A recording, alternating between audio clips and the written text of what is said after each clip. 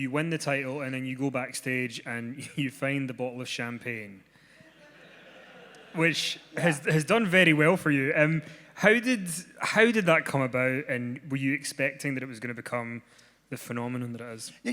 I'd love to be able to tell you guys that I'm such a genius that every single thing that's ever gotten over was a plan that I knew I was going to do. I just told you backstage, I've become really good at reading the room. What does that mean?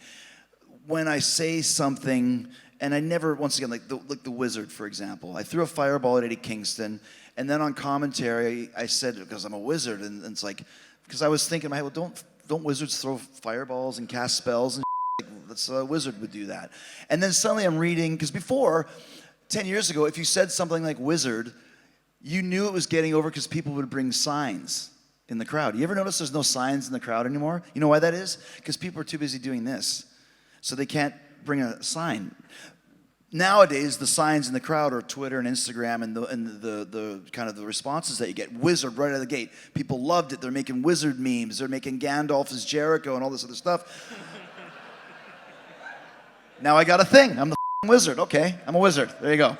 And then it's like, you should wear a pointed hat and a cloak. I'm like, no. You don't actually become a wizard because that's stupid. You call yourself a wizard and you say with conviction because the character thinks he is a wizard. That's where the success comes in. So Bubbly was backstage and we were in Chicago and we had to kill some time because they wanted the shot of me walking through the crowd, insulting people and getting into my room, where then I would then pour some champagne on some unwilling stagehand, just to show how much of a pompous jerk Chris Jericho is.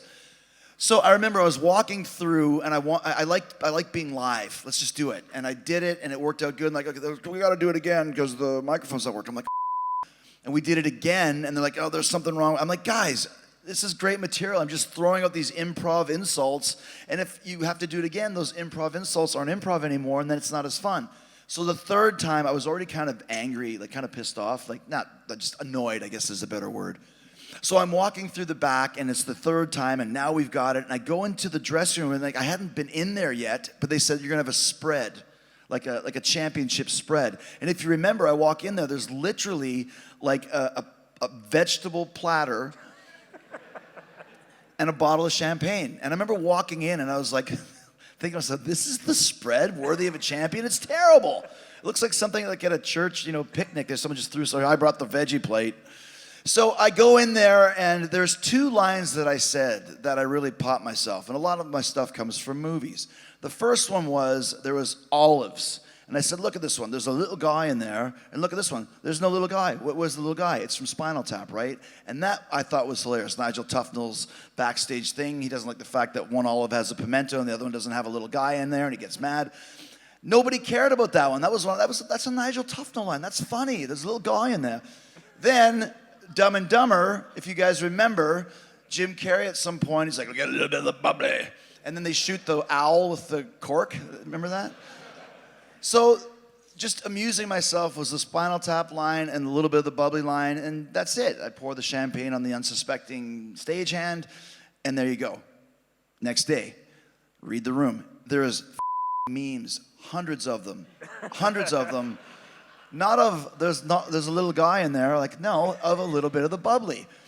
And then they start making songs with my voice inserted into the chorus.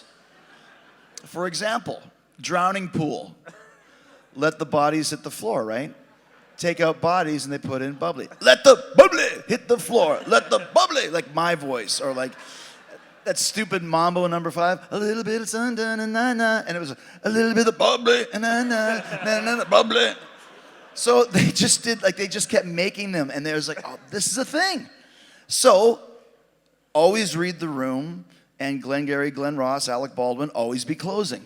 I picked up the phone and I called my manager, Barry Bloom, and I said, we need to make a little bit of the Bubbly champagne, and we need to do it fast, because it's a thing, but you got a short window. Well, and then you bring in these sommeliers who care about the taste. It's like, I don't care about the taste.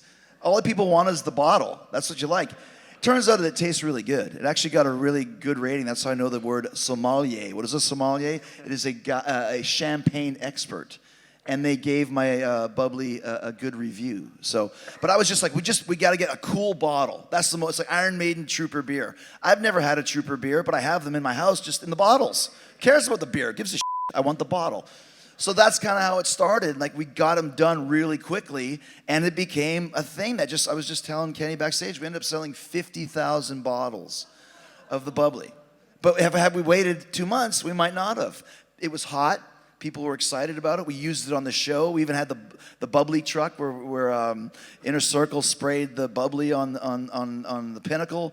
So we made it into part of the AEW lexicon, part of the universe, part of the canon, as they say, only because of a throwaway line that I didn't even think was as good as there's a little guy in there, Nigel Tufnell line.